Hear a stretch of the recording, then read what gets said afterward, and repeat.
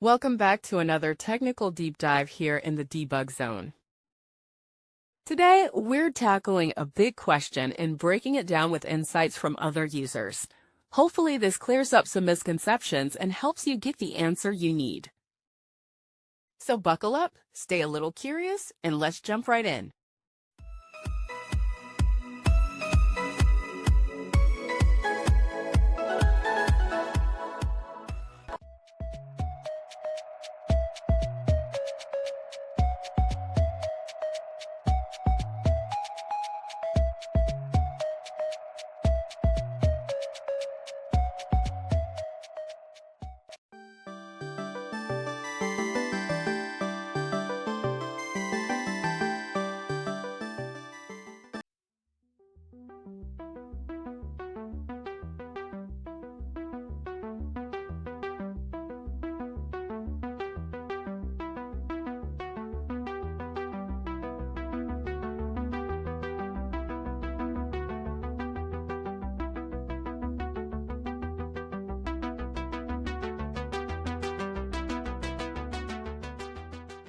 And that's a wrap.